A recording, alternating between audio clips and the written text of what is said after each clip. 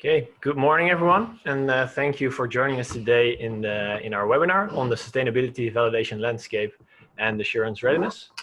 I think during the introduction, some more people will join the webinar, but that's okay. Then they can keep up and start when we also start.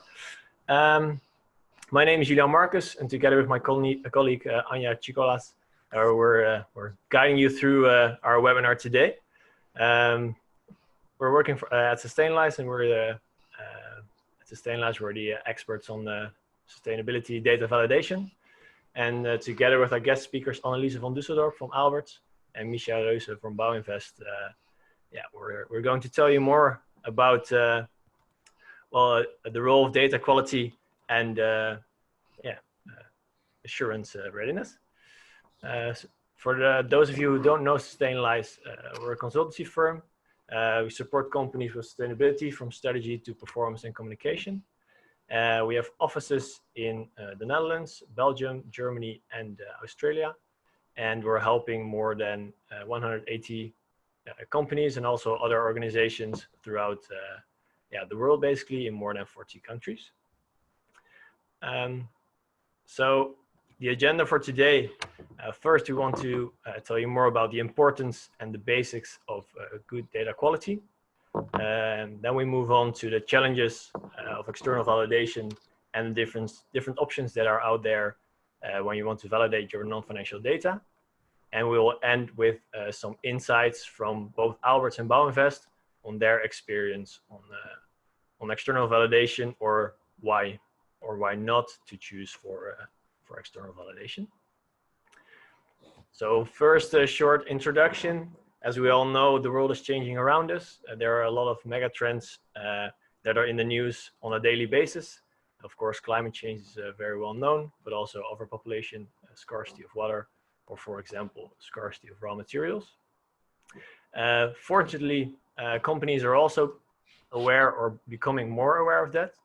On the left, we see a news article from last year from about 200 CEOs of large multinationals in the USA, who stated that stakeholders or shareholder value is not only the most important thing in the world anymore, but we should take all stakeholders into account when doing business, which is quite a change, especially from companies in the USA.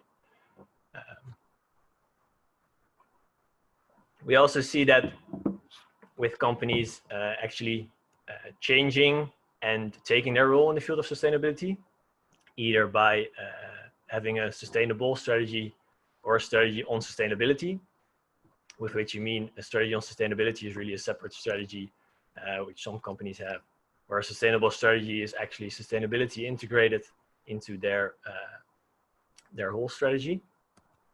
And with a sustainable strategy, there's also reporting on progress, because if you have a strategy, if you have targets, you also want to show what you are doing, and if you're actually contributing to your goals. Well, this has actually led to a new field of sustainability around 20 years ago, the field of non-financial data reporting. Shell was actually one of the first who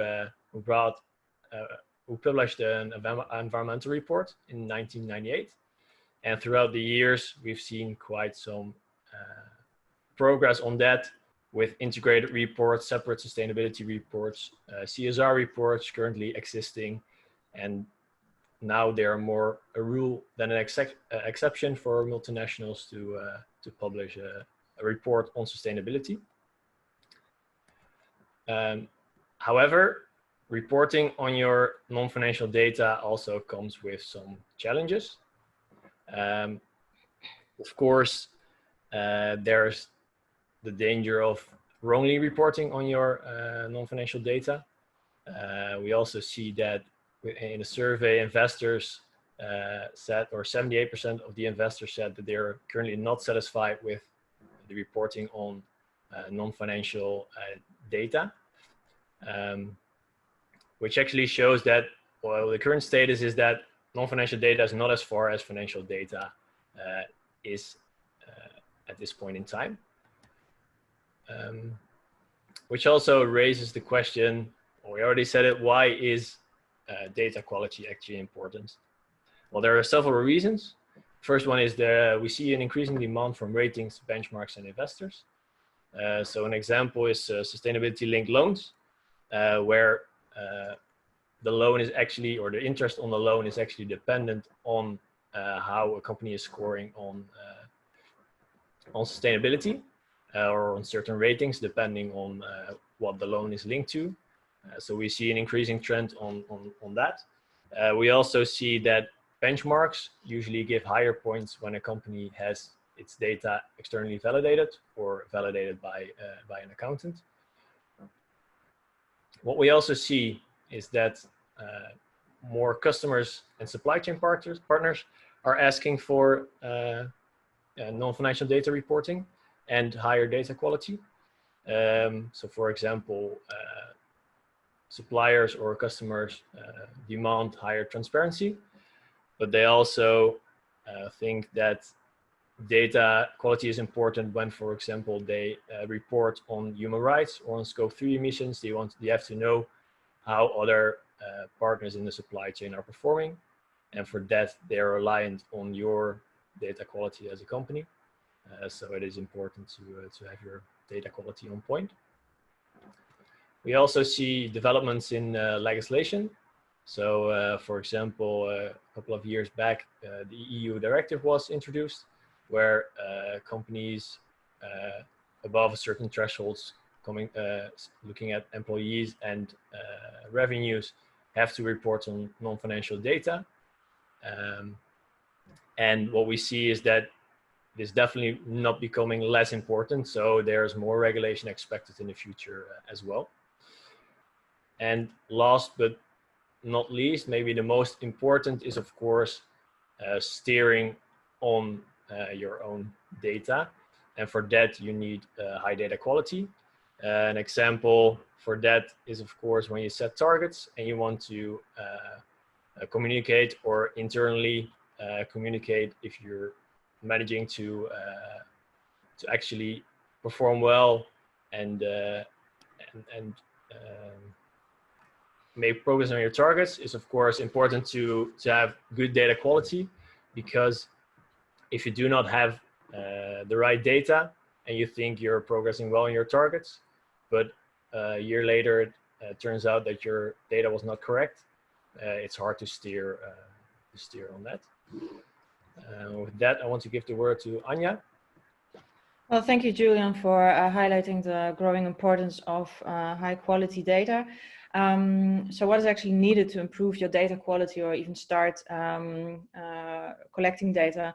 So first of all, a solid process, a solid strategy process is needed. As drafted here, this is the strategic backbone of how you usually would define a strategy, KPIs and targets. So one important aspect of high quality data is the relevance.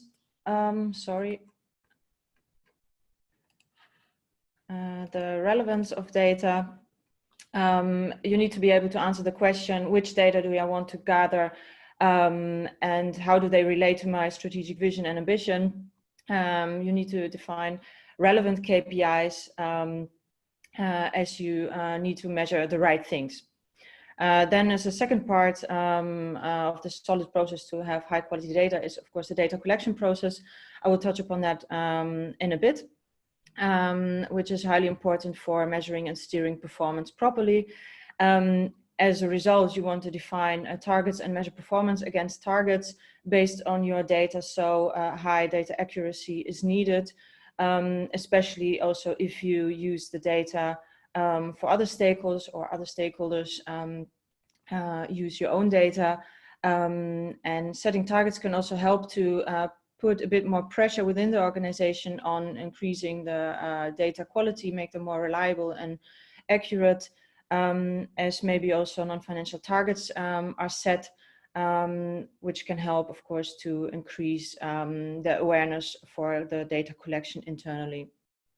So let's have a look at a good data management system, which consists of several elements, starting with the definition and scope that you need to define. The KPIs need to be clearly defined based on either internal criteria that you can set out in a reporting manual or reporting instructions, but you can also make use of existing reporting standards like GRI in order to find your definition and make the data comparable as well to, for example, peers or other companies.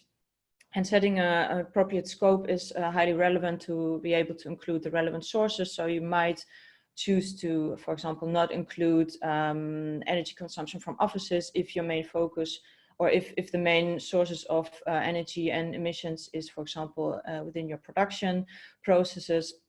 But you need to think about the scope and define it clearly. Then as a third point, the determination method needs to be defined as part of the data management system in order to have a solution when, for example, data is not measured and not available. How do you treat missing data? Do you need to make any assumptions for extrapolations or calculations? And of course, you want to do that audit proof if you consider having an auditor having a critical look at your data afterwards. And then as another element is registration. You need to have a proper registration system in place to facilitate the recording of your data. You can start with Excel, for example, but if you get more and more mature in your data reporting, then a software or even a specific sustainability software management system might be useful to use in order to optimize processes. And then as one of the last steps, you need to think about the aggregation level, how to consolidate your data and how do you want to present them internally as well as externally. And with that as well, a reporting standard can help, which is making requirements on the level of aggregation, but you can also find, of course, your own solutions that you think are most appropriate to your business conditions. For example, you can aggregate energy consumption data based on geographic regions or on business units or any other given aggregation level from reporting standards. And then last but not least, the review and reporting plays an important role as you need to have appropriate analytical review steps in place because otherwise you won't be able to interpret the data and of course translate actions in order to steer your performance. And reporting data externally can also increase data accuracy and reliability, as you will most probably have a really good look whether you report the right things and how you present them. So if you have set up a data management system according to these elements, you might encounter several challenges in the process. And we have summarized several challenges from based on our experience with clients. Julian, could you go to the next slide? Thank you. That we have heard our clients talk about or which they experienced during their process. So for example, a sustainability manager who is responsible for coordinating the data collection process sometimes might feel like a lone fighter if he does not receive the data on time, or if people do not make capacity free for collecting the data. So that can be quite a struggle. So what he's missing is internal commitment from colleagues to make themselves free to collect the data, but also they need some internal commitment from management, some backup from management, because if management bases their decisions based on the non-financial data, then you really, all your colleagues get the feeling that what they do is of high importance within the organization. Then on the other side, we have local data owners that might struggle with collecting data on time. They use different systems to collect the data, and they possibly also need to make a manual collection, data calculations. So for them, a solution might be to standardize processes and also use automatizations for the calculations. So as I already mentioned, you can start with Excel, as it's quite flexible to adjust reporting formats if you're in the initial phase of setting up a data collection system. But if you proceed and you feel much more mature in your reporting system and processes, then a management software might be useful, in which you can standardize processes. Then labor unions can also apply different definitions, for example, with regard to how many working hours are there in a work week. And this relates to the question on how do you define your KPIs, because due to different national legislations or even cultural differences, these assumptions or these basics that you need for your KPIs might be different. Could be also relevant, for example, for a KPI on health and safety. You want to compare the same things across your whole business. So make sure that KPIs are clearly defined and ideally also documented in a reporting manual so that everybody knows according to which definition to report about. Another challenge can be that people involved in the reporting process have only recently joined the company, so they have not been involved in the reporting process during the last years, so they don't know where the data comes from. And even we experience that even if responsibilities don't change, people don't remember how they have calculated or extracted data last quarter or last year.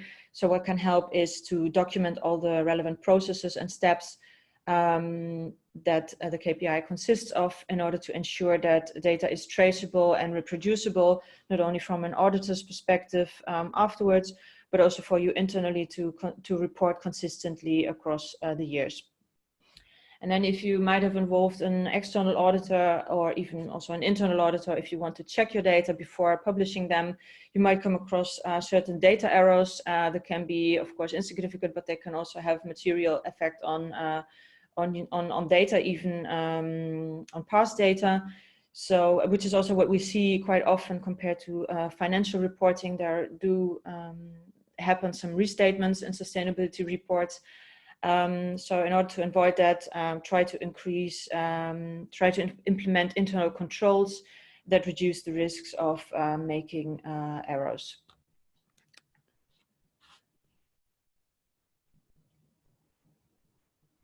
So if you have tackled all of these challenges and feel ready for data validation, or even if you seek for help tackling these challenges, we would like to present you three different possibilities to do so. This is the internal audit, external validation, and assurance. So let's have a closer look at internal audit. Internal audit can play several roles in the field of sustainability data validation. If you have a look at the picture, of course, this is the classic line of defense model.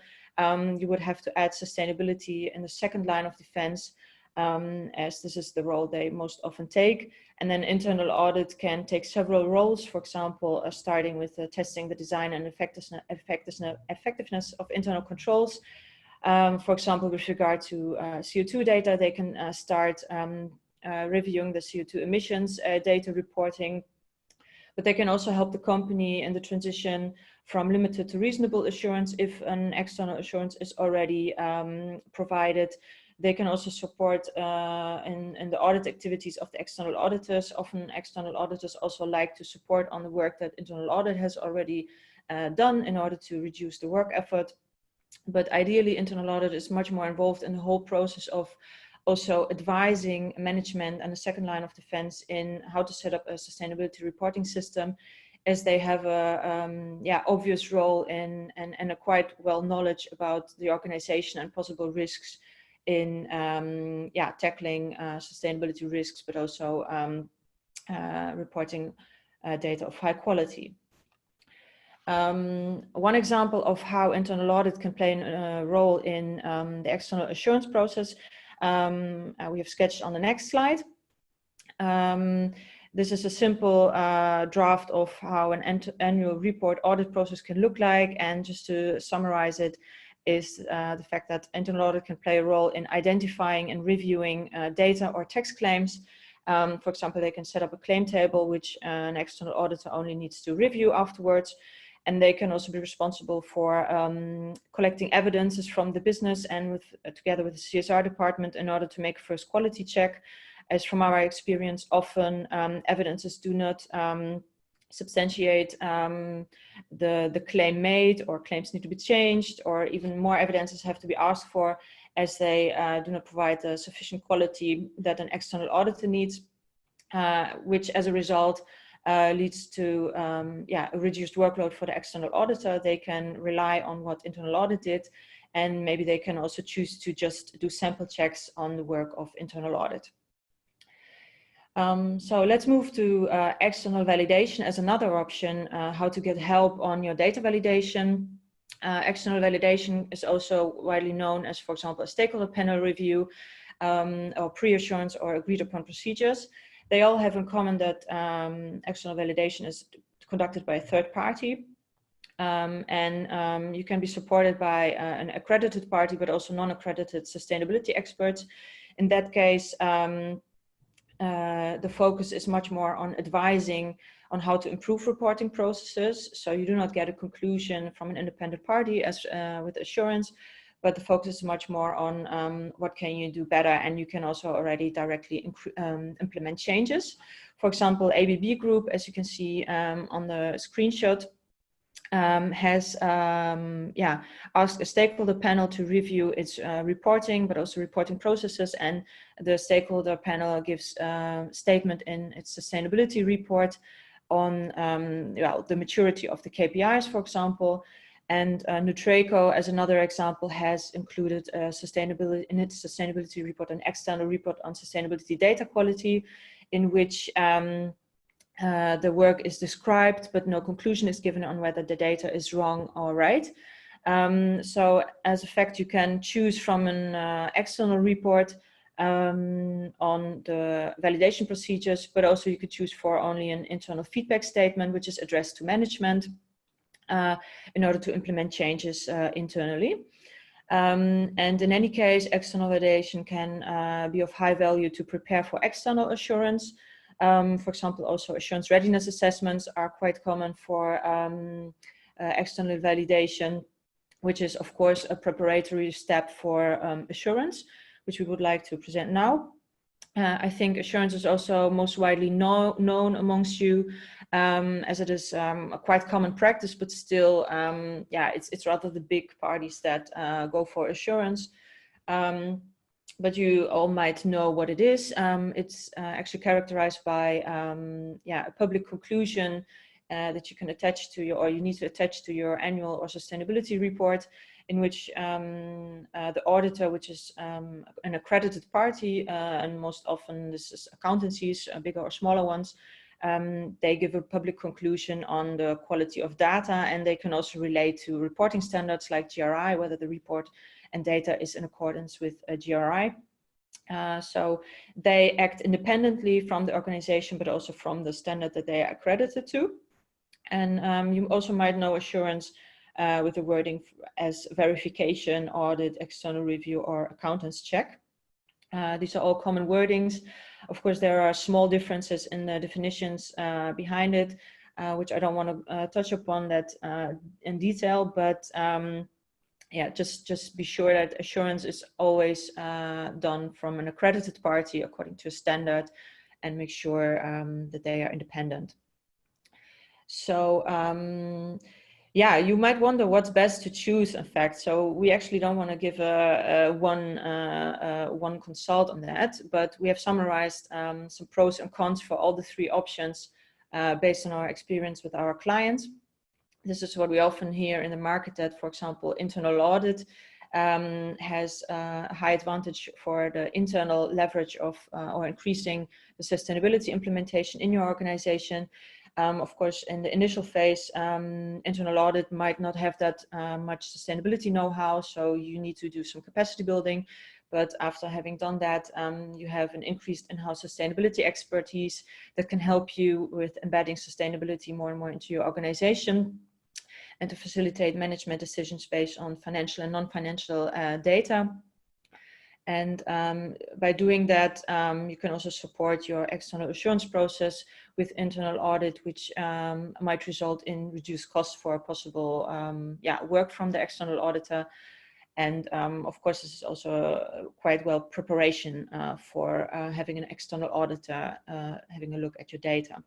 On the contra side, we do see that, of course, internal audit is not independent, and although they do have a kind of objective role within your organization, it's still not an external view. Yeah, they do know your organization best, but they, for example, cannot bring you insights from other organizations. Which external validation, on the other hand, can provide you with. The usual providers of external validation have a high sustainability expertise, and they can be objective to the process, although as they are not bound by professional code of ethics, they are not that independent, and they cannot provide a conclusion in such as an assurance statement, but they do provide valuable insights for improvement areas. And undergoing an external validation, either assurance readiness assessment or a data validation by sustainability experts, can increase your chance to pass the external assurance exercise. It will be much more easy to obtain assurance, and they can also advise you on the scope that you want to take within your assurance engagement. But on the contra side, one of the main disadvantages that we hear from customers is that external validation, if it's not assurance, it's just not accepted by benchmark or rating scoring methodologies. Of course, you do get some points for having your data checked by an external party, but you just get the highest scores out of it if you have an independent accountant having a look at your data. So that's also one of the advantages for assurance. You have an increased credibility if you have an assurance party having an objective and independent look at your data. You can increase your scores and benchmarks and ratings. And of course, they have a high expertise of how to improve reporting processes.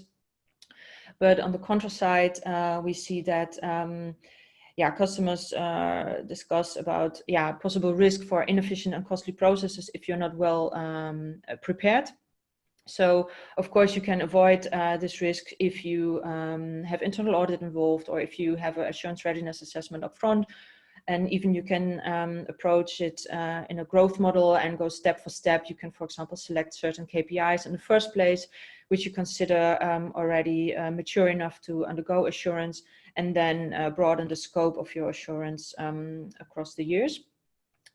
However, some customers also say that after several years of undergoing assurance, they experience less added value from this whole process, as it is still connected to the costs, and they sometimes then opt for increasing involvement of internal audit, as they then can also provide much more internal know-how and take actually over some of the roles and responsibilities to increase data quality.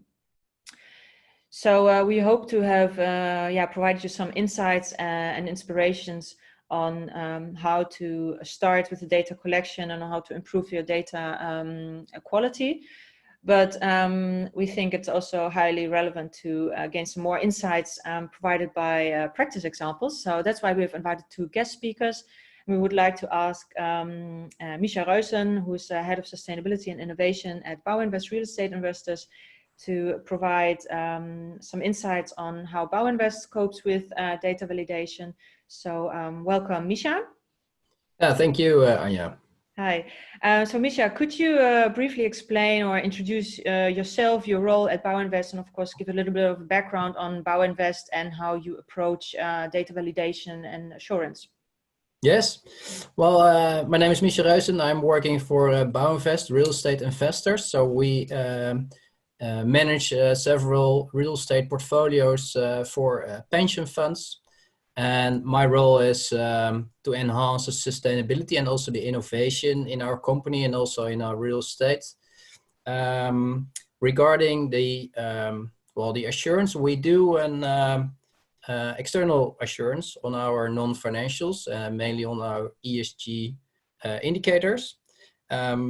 We started, I think, in 2018 with a readiness assessment based on our annual report 2017, just to start and to know how far we already were at that time.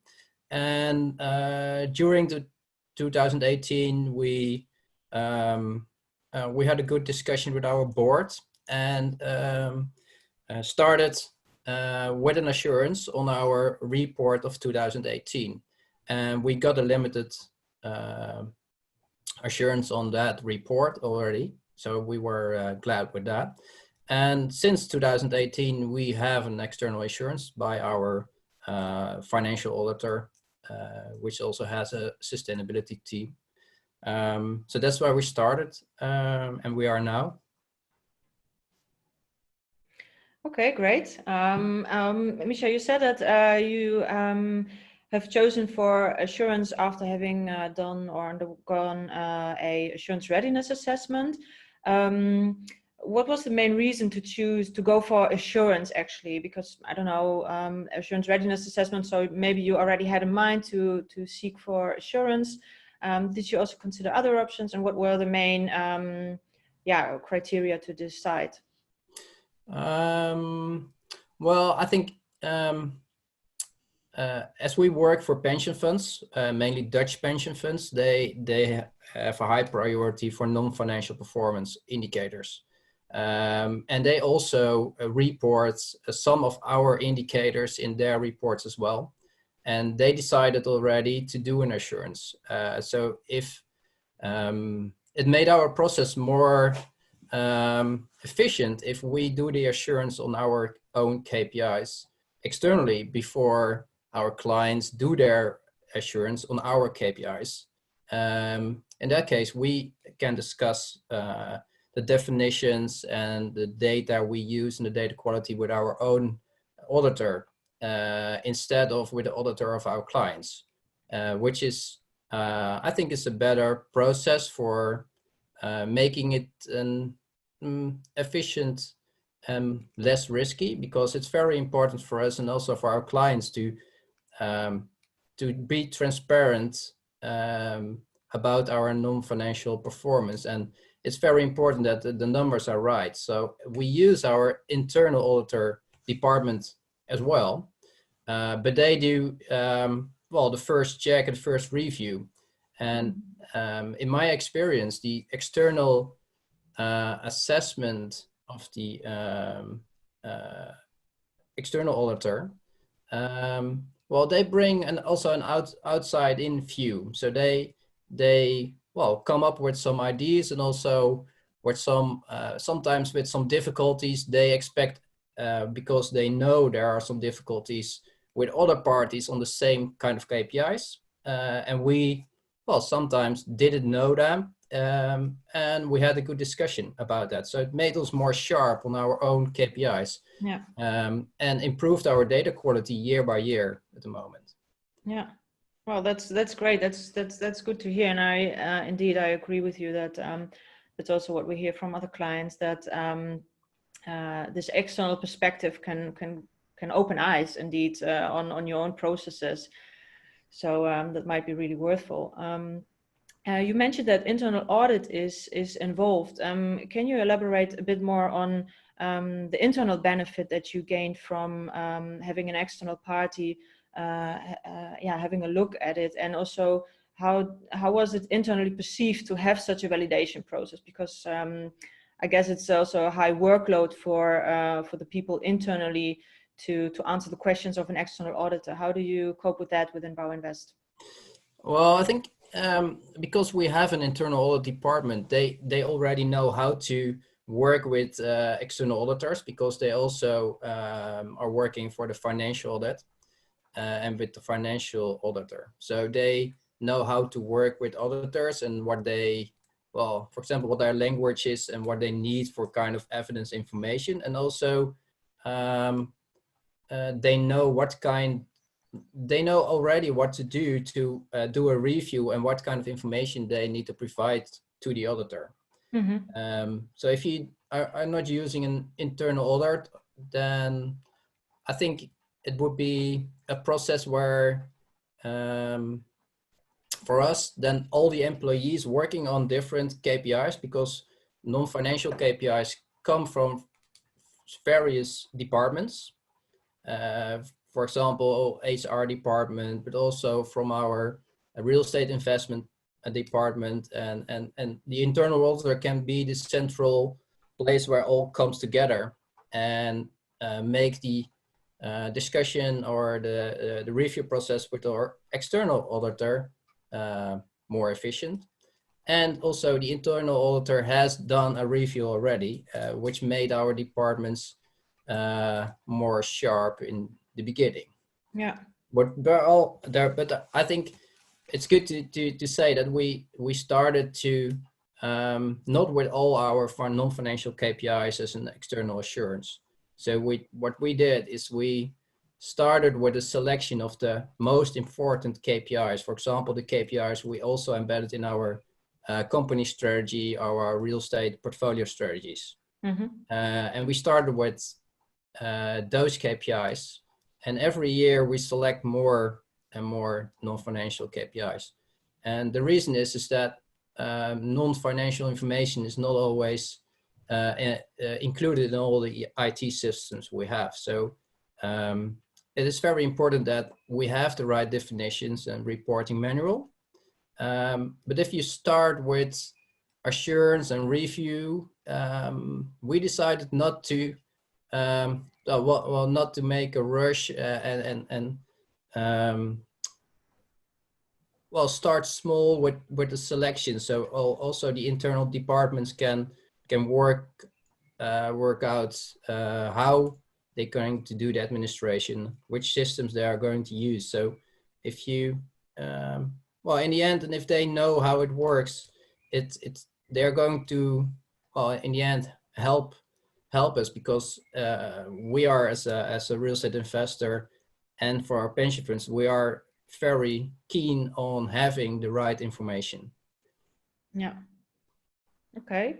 Well, that's really interesting how you approach assurance, and also that you have actually taken such a growth model, going step for step, and approaching it from small to big, let's say.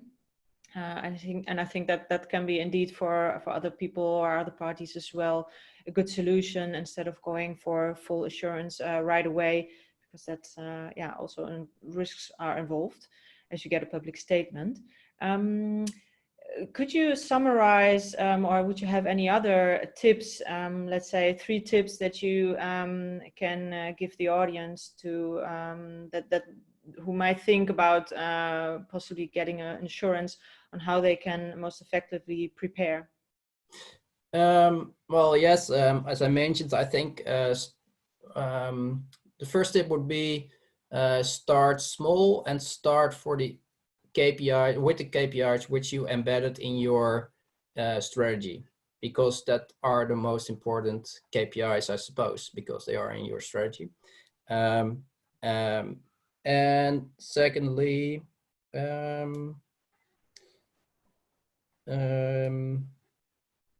think you should have a kind of reporting manual, because otherwise an internal auditor or and also the external auditor, they can not do a review if they don't have the definitions of a kind of KPI. They don't know what the kind of the process is, because if you don't have that, it's not easy to review any data or calculation. It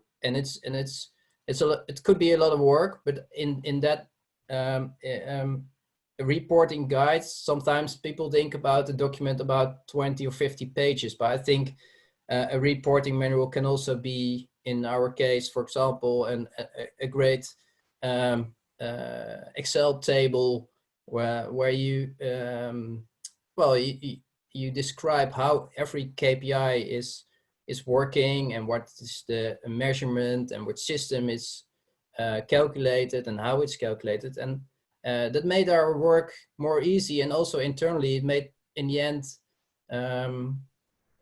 it gave us the right how do you call that? The people really did know, after having the definition document, how to calculate everything, and we didn't have any discussions anymore, because it was in our document. And after every year, we can evaluate document. It's no problem. So we can change definitions, but we should know when to change and why to change definitions. And that was a really good thing to do. And also another thing we did, and that's in the end part of the GRI, is to do also a review on the material items for your company. That's very interesting to do, to have a discussion with all your stakeholders about what is important for them for the non-financial information. Yeah. Okay. Well, that sounds like a really, really valuable tips. And the reporting manual, it sounds a bit like the sustainability Bible internally. Yeah. But indeed, I agree that it can have a really high impact on your data quality, and can create also internal awareness, and everybody knows what to report on, and even for the auditor, it's a really helpful tool. Well, thank you, Misha. I'm also really curious to hear Albert's thoughts on data validation. And so, yeah, I would like to hand over the word to Julian and Annelies. Yes, Annelies, also a warm welcome to you. And thank you for joining us today as well to give your insights, because you deliberately choose not to have external data validation. So maybe you can also start with a short introduction about yourself and your role, and how Albert is doing on sustainability reporting. Yeah, my name is Annelies van Dusseldorp. I'm the Director of Sustainability and Relations at Albert. Albert is a technology company. We are active all over the world. We have about 16,000 employees and 150 locations, mainly production locations. We are active in 4 end markets: eco-friendly buildings, industrial niches, sustainable transportation, and semicon efficiency. Yeah, you can imagine that with 150 locations, it's quite a burden to collect all the data on non-financial data. All non-financial data. We started to gather this information on a global level since 2017. So before that, of course, the data was available at the local locations or in the business teams, or some of the data was available, but not on global level. We started to collect this because of various reasons. First of all, to improve performance, so to set KPIs and targets and to improve performance is the most important one, but also, of course, because stakeholders ask for it, and there's legislation which asks us to disclose certain data. Yeah, for this moment, we do not choose to get assurance because we think there's a lot to do, still a lot to do to improve the data quality internally, and also in order to limit the administrative burden for all the 150 locations. We are quite a lean and effective organization, so there's much on the shoulders of all the people in our organization, and I think, yeah, we try to involve also our operational people, so not only the finance guys or women, but also the operational people, and we involve internal audit, we involve Sustainalize as the expert on this topic. And we see also for our financial audit that, for example, an auditor, it takes a lot of time for them to understand our organization. And I'm not convinced at the moment that it actually improves something for us at the moment. Maybe in the future, and we do see that stakeholders ask for assurance, but for now it would be something that we would only do for ratings and benchmarks and to get more points, and not really to improve our actual performance. So I'd rather put the money now in energy efficient solutions than in the assurance, the auditor. Yeah, okay, good to know. So I hear that maybe in the future you are considering it, but for now you have a lot of work to do for yourself, or there's enough work to do for Albert to improve data quality, so it's not efficient and not necessary yet to have data validation. I can understand. And as you said, you started in 2017 with collecting data on a consolidated level. Could you maybe explain to us or share some struggles you had in the beginning and how you dealt with those struggles to consolidate the data? Yeah. Yeah, I saw on the slide of Anja something like that the sustainability director felt very lonely. I think that was my quote. Because, in the beginning, yeah, it was new and everybody was thinking it's very difficult and it's very, with our 150 locations, how will we approach it? So first of all, yeah, my finance colleagues were not that enthusiastic to help out and to assist.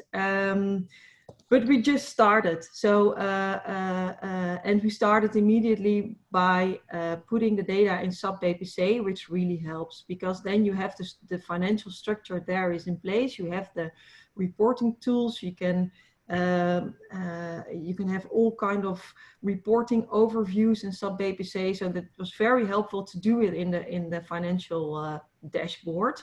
And also to use the infrastructure. The thing that I think what for us is very important is that we do not only involve the finance guys, but that we use our operational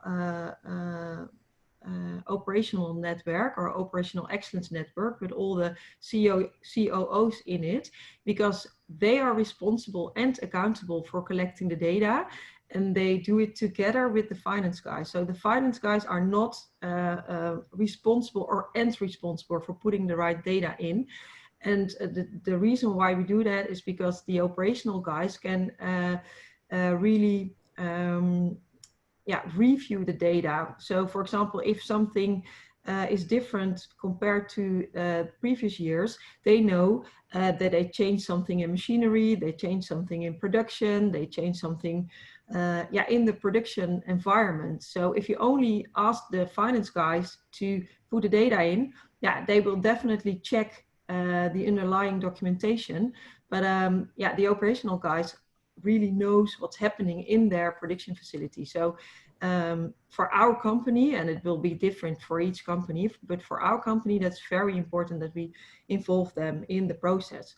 What we do is we ask for the data. We do a comparison with the year before with quite a big team here at the head office. So we first ask our business teams to review the data, and then we do the review at our head office together with the finance team, internal audit, and then we go back to the businesses to ask for whether there's a data error or whether something is happening in the facility. And sometimes it's also a bit hard if we did an acquisition to assess the data.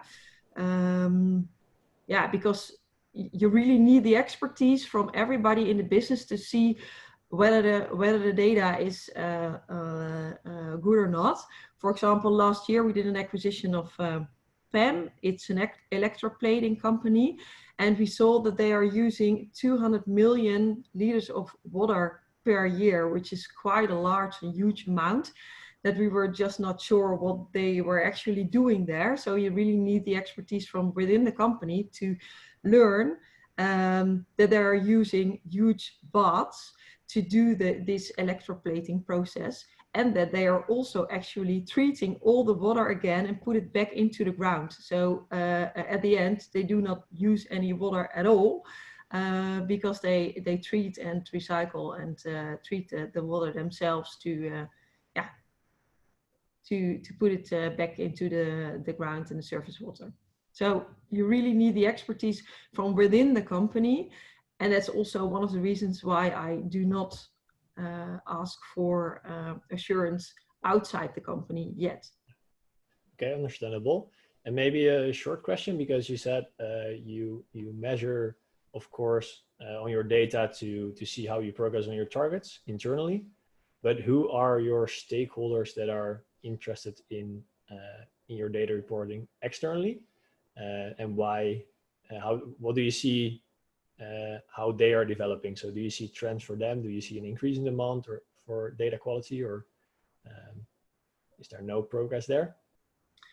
Yes, I see some demands in the in the benchmarks like Dow Jones and yeah, CDP, Sustainalytics, etc. But it's not that the question, yeah, maybe you get more points for assurance, but if I talk to investors directly, so not the ESG benchmark, but just directly our biggest shareholders, I think more than 60% of our shareholder base is US and our big US investors. They are more interested in what we are actually doing and how we are actually improving our performance and what our targets are than for assurance. So that fits, yeah, that fits our approach. Yeah, they are more looking for stakeholder engagement and just talk about the topic. And of course also show improvement, but not really about assurance. And the same thing is for our customers that ask more and more questions about sustainability, but they're also more interested in the performance and where are we heading to, and not on assurance as a specific topic yet. But maybe that will change in the future. So that's why I also am saying, yeah, maybe we will go for assurance in the future, but for now, not.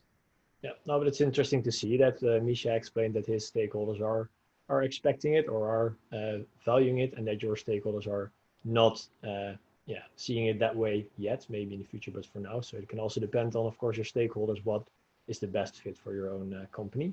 It's interesting insights, I think. Maybe also the last question for you, if you can summarize your experiences on data quality and improving it in, say, 2 or 3 tips to the audience, what would your advice be? Yeah, I think my advice is to involve your, for our company, so it depends on what your company does or what to involve your operational people. So not only put it on the agenda of the sustainability department and the finance department, but try to involve other people in your organization as well, to create awareness, but also to get them involved, because it can also help to increase awareness of the topic. And try to put it in a dashboard that is already there. So do not try to create something specific for sustainability, but try to include it in a dashboard which is already there, like SAP BPC, but because it really makes your life easier. Yeah. Okay. Thank you very much. I think because I haven't seen any questions in the chat room yet, so I think then we'll come to an end of this this webinar. So I'd like to thank Anneliese and Misha very much for their for sharing their experience and joining us today.